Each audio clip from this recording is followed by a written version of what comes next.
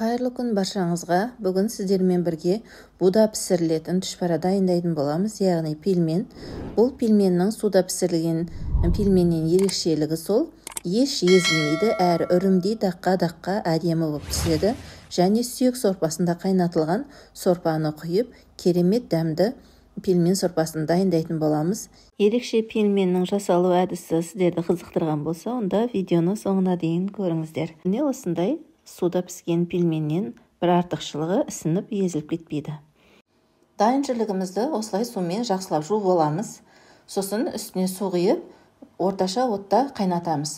Қайнаған сорпамыздың ең алдымен қара көбігі шығады. Сол қара көбігін сүзгімен жақсылап алып тастаймыз. Келесі бізде осындай дәмдеуіштерімізді дайындап аламыз. Тәтті бұрыш және қызанақ, пияз. Қалауларыңызша қоссаңыздар болады. Мен бір дана штуктен қостым, бірақ болгар бұрышынан 2 дана қостым. Осылай ұсақтап турап алдық.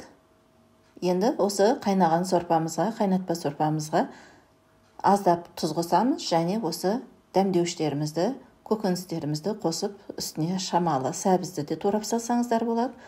Баяу отта 2-2,5 сағат қайнатамыз. Електен өткізілген ұнымызға 1 жұмыртқа қостым. Егер суға пісіретін пельмен болатын болса, 2 жұмыртқаға илеген дұрыс, езілмейді. Біз манты қазанға бумен пісіреміз, сондықтан 1 жұмыртқа жеткілікті. Аздап тұз салып, осылай жақсылап араластырамыз да қамырымызды илей бастаймыз. Иін қандырып, жақсылап илеп шығамыз және бетін жауып, кішкене қойып қоямыз. Жіліктен алынған етімізді осындай ет тартқыштан өткізіп аламыз және кішкене қойдың майын қосып жібердім. 1-2 бас пиязымызды қоссақ та болады, жұмсақтау әрі дәмді болатын етіп.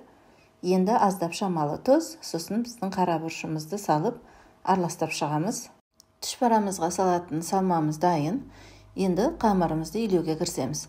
Қамырымыз жақсы тұрды, иі қанып, осындай дөңгелектеп зуала жасаймыз. Шұқа етіп жаюға кірісеміз. Қамырымызды осылай күлшелеп жая бастаймыз. Негізі ортасын әшілей қолда апара бермейміз. Ортасы бізде қалыңдау болғаны жақсы.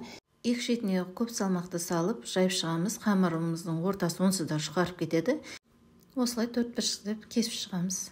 Көпшілік түшпәраны дөңгелектеп ойып алып түйгенін ұнатады, бірақ мен осындай 4 бұрышты тәсілді пайдаланам. Көбінде мантымыздың листін әдемілеп майлап, осылай салмамызды салып түйіп шықтық.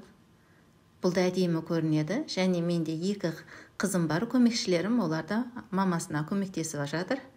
Міне біздің түшпәрамыз дайын. Енді осы түшпәрамызды 25-30 минутта буға қайнатып пісіріп аламыз.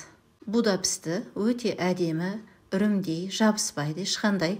Енді осы пельменімізге қайнатқан сорпамызды құямыз, сүйек сорпасын. Жілік салынып қайнатылған, дәмдеуіштер қосылған, өте дәмді сорпа. Кешкі асымызға тамаша, кереметтей дәмді түшпәрамыз дайын. Егер сіздер арнама тіркелмеген болсаңыздар, тіркеліп қоңыраушаны басып қойыңыздар. Ал арнама тіркеліп, арнамның дамуына қолдау көрсетіп отқан оқырмандарыма алғысым шексіз. Міне біздің түшпәрамыз дайын. Астарыңыз дәмді болсын. Сіздермен бірге болған мен Айнагүл. Келесі видеода кездескенше.